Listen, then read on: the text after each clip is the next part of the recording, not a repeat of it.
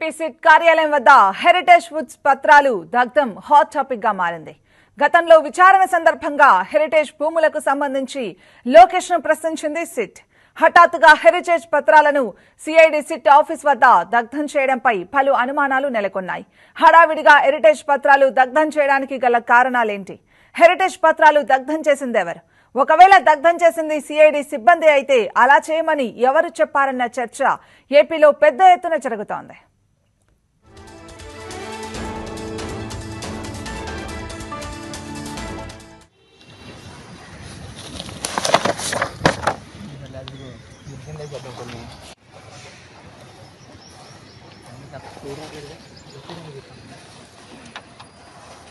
చంద్రబాబు నాయుడు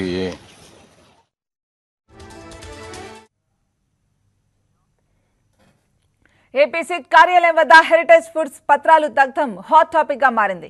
గతంలో విచారణ సందర్భంగా హెరిటేజ్ భూములకు సంబంధించి లోకేష్ ను ప్రశ్నించింది సిట్. హఠాత్తుగా హెరిటేజ్ పత్రాలను సిఐడి సిట్ ఆఫీస్ వద్ద దగ్ధం చేయడంపై పలు అనుమానాలు నెలకొన్నాయి. హడావిడిగా హెరిటేజ్ పత్రాలు దగ్ధం చేయడానికి గల కారణాలేంటి? హెరిటేజ్ పత్రాలు దగ్ధం చేసిందెవరు? ఒకవేళ దగ్ధం చేసింది సిఐడి సిబ్బంది అయితే అలా చేయమని ఎవరు చెప్పారన్న చర్చ ఏపీలో పెద్ద ఎత్తున జరుగుతోంది.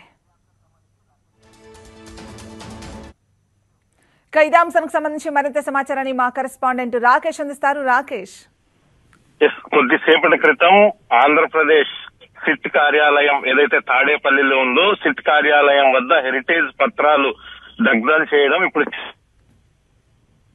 ఎందుకంటే తాడేపల్లిలో సిట్ కార్యాలయం ఉంటుంది. ఇటీవల కాలంలో టీడీపీ అధినేత చంద్రబాబుని అక్రమ అరెస్టులో తాడేపల్లి సిట్ కార్యాలయానికి తీసుకొచ్చి విచారణ చేశారు సిట్ అధికారులు. అలాగే టీడీపీ జాతీయ ప్రధాన కార్యదర్శి నారా లోకేష్ ను సైతం అదే సిట్ కార్యాలయంలోనే సిఐడి అధికారులు విచారణ చేసిన పరిస్థితి. తర్వాత టీడీపీ పార్టీలో ఉన్న కిలారు రాజేష్ అంటే లోకేష్ సన్నిహితుడు కిలారు రాజేష్ ను సైతం అదే సిట్ కార్యాలయంలోకి తీసుకొచ్చి సిఐడి అధికారులు విచారణ చేసిన పరిస్థితి. ఇవన్నీ ఒక ఎత్తు అయితే ఇప్పుడు అదే సిట్ కార్యాలయం కాంపౌండ్ ఎక్కడైతే తాడేపల్లిలో ఉందో అక్కడే ఆ సిట్ కార్యాలయం ఉన్న కాంపౌండ్ లోనే హెరిటేజ్ పత్రాలన్నీ కూడా హడావిడిగా తీసుకొచ్చి సిట్ కార్యాలయంలో పనిచేసే ఉన్నతాధికారుల అటెండర్లు పిఏలు ఇప్పుడు తగలబెట్టడం చర్చనీయాంశంగా మారింది. ఇవన్నీ కూడా మనం ఎక్స్క్లూజివ్ గా చూపిస్తున్న పరిస్థితి టీవీ5 లో. హెరిటేజ్ పత్రాలు దగ్ధం చేసింది ఎవరు, ఇప్పుడు ఆ హెరిటేజ్ పత్రాలు దగ్ధం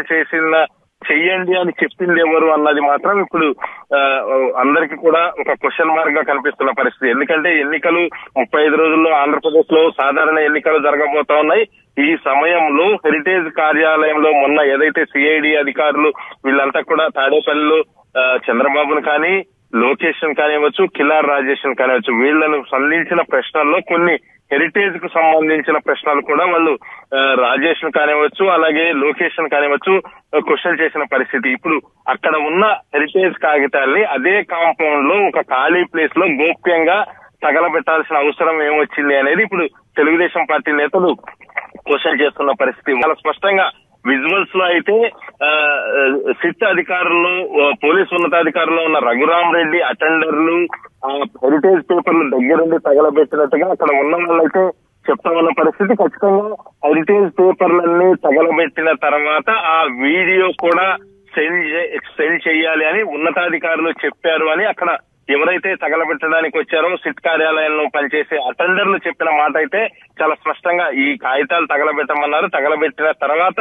ఈ వీడియో తీసి కూడా పైన వాళ్ళు పంపమన్నారు అని వాళ్ళు అక్కడ చెప్తున్న పరిస్థితి. ఏది ఏమైనప్పటికీ కూడా